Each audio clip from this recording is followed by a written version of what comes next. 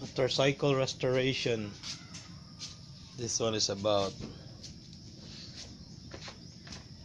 19 years old, and the other one, this one, Honda Dream 100cc, is about 22 years old.